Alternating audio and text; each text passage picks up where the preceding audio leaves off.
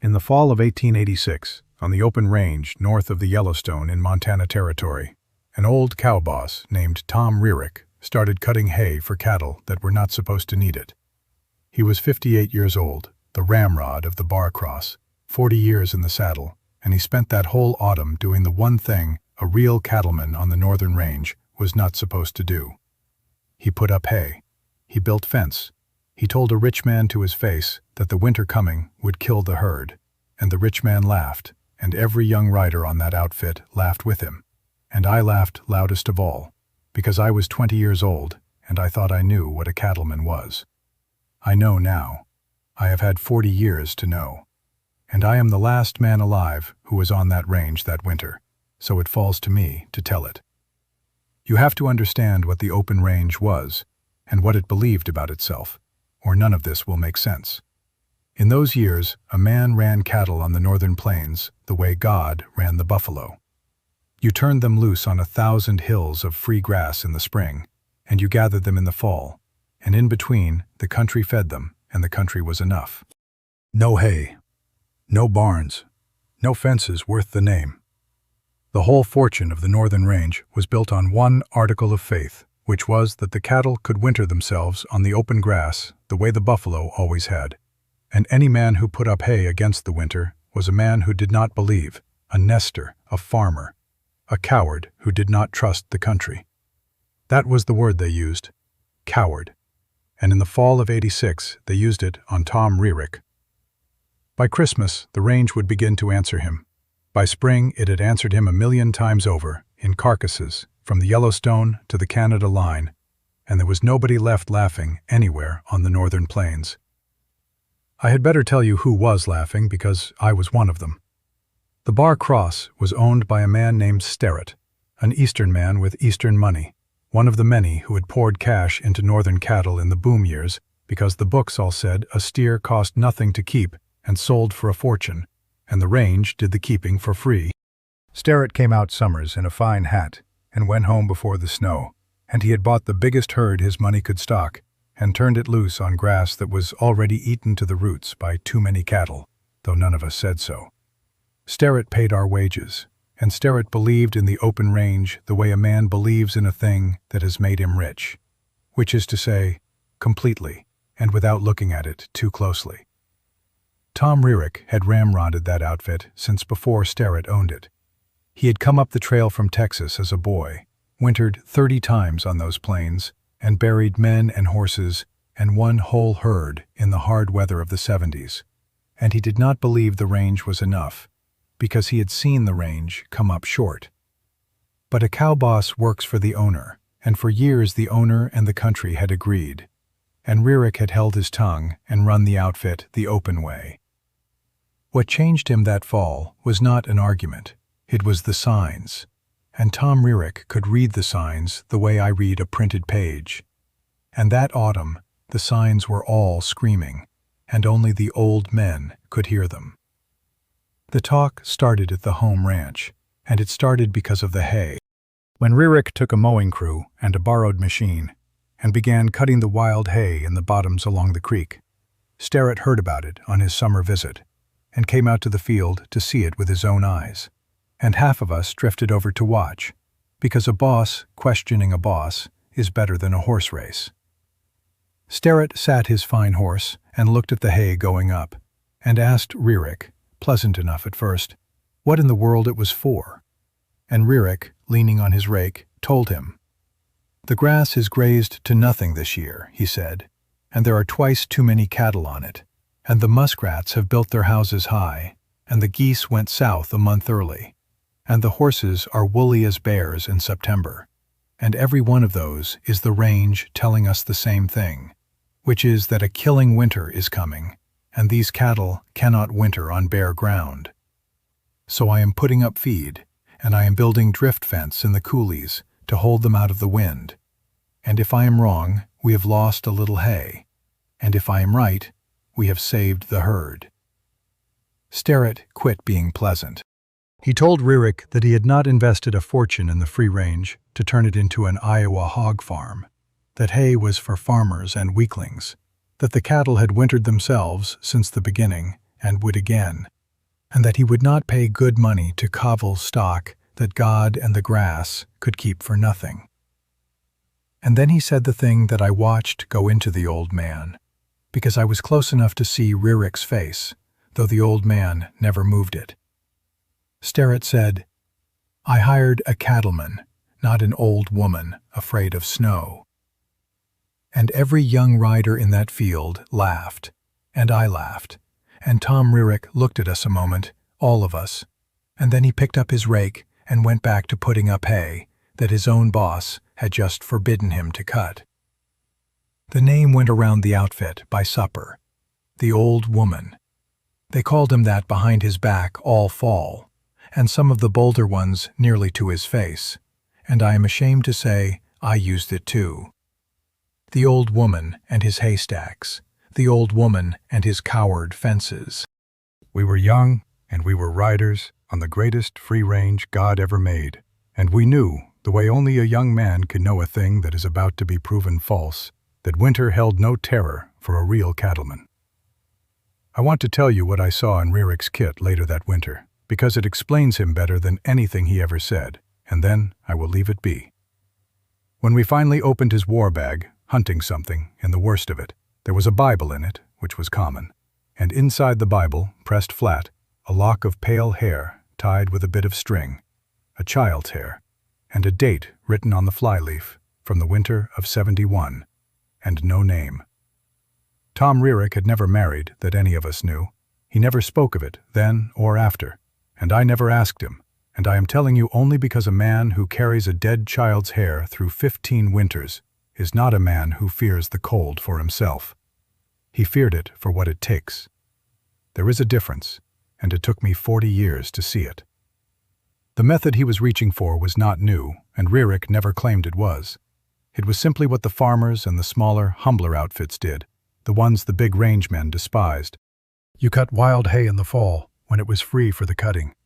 You built drift fences across the coulees and draws, not to pen the cattle, but to stop them drifting before the wind for 100 miles, until they piled up dead against a river or a railroad.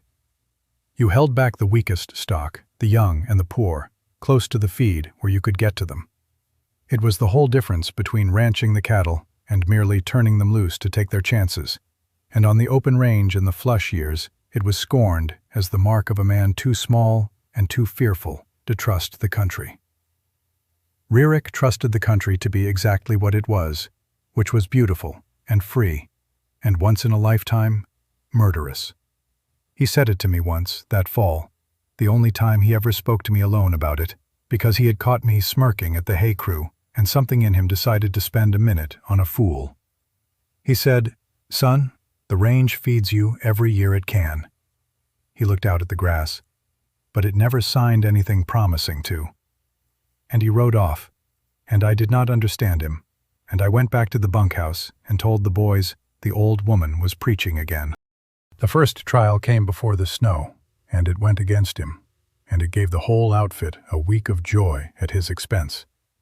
His drift fence in the big coulee, the first one he built, was thrown up too light and too straight, and an early norther came through in November with a mean little wind and pushed a bunch of cattle against it, and their weight took the fence flat, and they drifted on through and scattered, and Rearick lost 2 days gathering them and had a wrecked fence to show for it.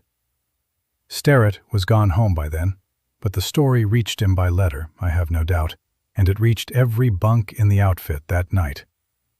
The Old Woman built a fence to save the cattle, and the cattle walked through it laughing, we said.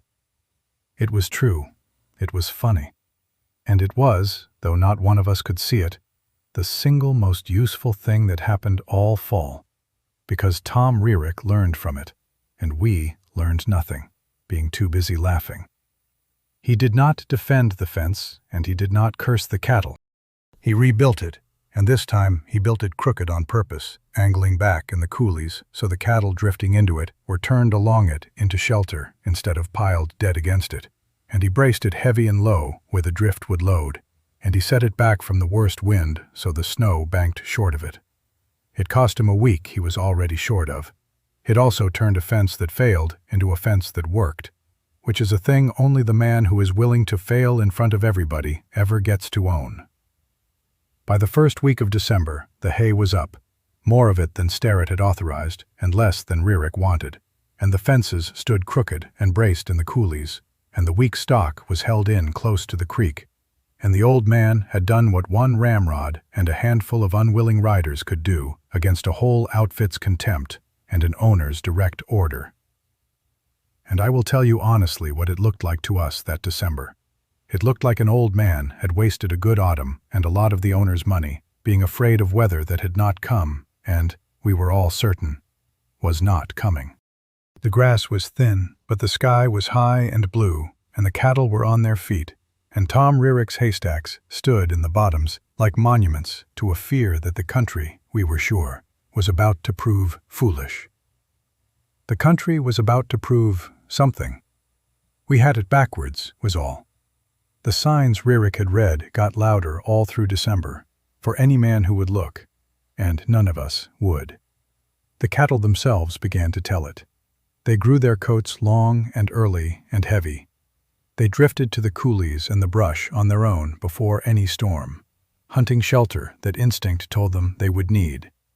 The range was already grazed down to the dirt by the boom herds, so the cattle went into December thin, with no fat on them to burn, on a country with nothing left to eat, and even we young fools could see they were poor, though we told each other they would rustle through like always. Out on the flats, the last of the antelope had gone south early. The old-timers in town, the few who were left from the buffalo days, watched the sky and shortened their talk and laid in wood. Everything with the sense to read the country was getting ready. Only the men with money and cattle refused to see it, because seeing it cost too much. Something was coming down out of Canada that would settle, once and for all and forever, the argument between Tom Rearick and the open range. There was one thing more the old man did in the last week before the snow, and it was the thing that told me, long afterward, that he understood the winter better than he understood his own job, which was to keep it.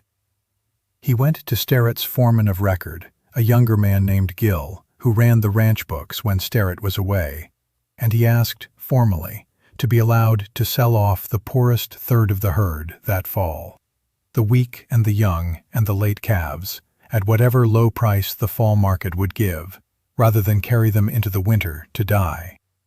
Sell them cheap and alive, he said, or feed them to the snow for nothing. Gill would not do it, because Sterrett had left orders to hold every head for the spring rise in price, and there was no undoing Sterrett's orders from 1,000 miles away. Rearick did not fight it. He only said, "So we will keep them all, then, until we can keep none of them." And he walked out, and Gill told it that night as another old woman story, and we laughed, and it was the last thing Tom Rearick ever asked that outfit to do, and it was the one that would have saved the most, and they would not let him do it. The snow began the last week of December, and it did not stop for 4 months, and I am going to tell you what that winter was, because it has a name in the books now, and the name is the only true thing the books agree on. They call it the Great Die-Up, which is a rangeman's bitter joke on the roundup, and it was the winter of 1886 and 87, and it broke the open range across the whole northern plains, and it never came back. It came in stages, each one worse, the way a real killing winter does. First the snow, deep and early, burying what little grass the boom herds had left. Then a warm spell in January, a false thaw, rain on top of the snow, that melted the surface and let it freeze again into a sheet of ice over the whole country, locking the grass away under a lid of iron the cattle could not paw through. Then, on top of the ice, the cold. It came down out of Canada in the last of January, and it was a cold nobody on that range had a number for. 40 below and worse. 60 below with the wind, they said in some places, week upon week of it, and the chinook that always came to break the northern winter did not come, and did not come, and did not come. The range did not care whose cattle they were, or which of us had laughed. The cattle began to die in January, and they died all winter, and I helped tend the dying, and I will carry it as long as I live. Turned loose on a country grazed to dirt and then sealed under ice, with no hay and no shelter and no fat on their bones, the great free herds of the northern range simply starved and froze, standing up by the 100,000. They drifted before the wind because it was all they could do, tails to the storm, walking blind, and where there was no drift fence to turn them, they walked until they died, and piled into the coulees, and dammed the rivers with their bodies at the bends. They ate the willow brush down to stubs. They ate the rotten wood of the corrals. In town, they came into the streets and ate the tar paper off the shacks and bawled all night, and men who had money in them could not stand to hear it. 70 years old, some of those range men, and they wept because there was nothing on God's earth they could do, and they had been told, and they had laughed. Now I will tell you about the Bar Cross that winter, because we lived the whole argument out in one outfit, the faith and the fear side by side, and the range graded them both in front of me. Sterrett's herd, the great herd, the free-range herd that God and the grass were going to keep for nothing, died. It died almost to the last head. Turned loose the open way on eaten ground, it drifted and starved and froze from December to April, and there was not one thing the finest riders in Montana could do to stop it, and we were the finest, and we tried in that cold, until our own faces froze, and 2 of the boys lost fingers, and 1 lost more than that. We dragged dying cows out of drifts that filled again behind us. We chopped ice off water holes for cattle too weak to drink. We roped brush down for them to eat. It did not matter. You cannot save with your hands in January what you refuse to save with hay in September. The open range killed that herd, and it killed it because a rich man 1,000 miles away believed the country had signed a promise it had never signed, and Tom Rearick had told him so to his face, and been called an old woman for it. And the cattle Tom Rearick had fed, they lived. Not all of them. I will not tell you the old man worked a miracle, because he did not, and he would rise out of his grave to call me a liar if I did. But the weak stock he had held in close to the creek, on the hay Sterrett had forbidden, and he had cut anyway, behind the crooked, braced fences that turned the drift into shelter. That stock came through the winter alive, gaunt as rails and staggering, but alive, walking into the spring on their own legs. A few hundred head out of a herd of thousands. The few hundred the old woman had been allowed, against orders, to save. Everything he had fed lived. Everything the range was left to keep died. There was no interpretation needed. You could ride the whole Bar Cross range in April and read the argument in the carcasses, thick as driftwood in every coulee, and then ride up the creek and see the little bunch of living cattle standing in the trampled hay yard, and to know exactly which man had been right, and exactly what it had cost to not believe him. I promised I would make the plain sense of it clear, and here it is. And it is not complicated, which is the bitterest part. Cattle are not buffalo. The buffalo had wintered that range for 10,000 years, but the buffalo drifted 1,000 miles ahead of a storm to find bare grass, and the buffalo were not there by the 100,000, on grass already eaten to the dirt by too many of their own kind. The open range men had looked at the buffalo and drawn the wrong lesson. They thought the country fed the buffalo. The truth was, the buffalo followed the feed, and could go where it was, and the fenced-in future was already closing that door. Penned by settlement onto overgrazed range, a domestic herd on the northern plains could not winter itself in a hard year, and '86 was the hardest year in living memory, laid on top of the most overstocked range in history. Rearick had not predicted the weather like a prophet. He had simply counted the cattle and looked at the grass and read the signs the animals themselves were giving, and done the humble arithmetic that pride would not do. Feed or lose them. There was never any magic in it. There was only a man willing to look at a thing the money did not want looked at. Mind, it cost him more than hay, and it saved less than a happy story would want. Most of the herd died anyway, because one ramrod cutting hay against an owner's orders could only save the few head he was let near. The great loss came regardless, and Rearick's rightness did not prevent it. It only proved it. He saved a remnant, and he was proved correct across 1,000,000 dead cattle. And being correct on that scale is not a victory. It is a grief. He took no satisfaction in it that I ever saw. He rode through those carcass-choked coulees that spring, with his hat down and his mouth shut, an old man among the ruin of an argument he had won and would have given anything to lose. The spring came, and the Chinook finally came with it, too late for anything but the counting, and the northern range in April of '87 was a thing I pray no man sees again. The snow pulled back off a country carpeted with the dead.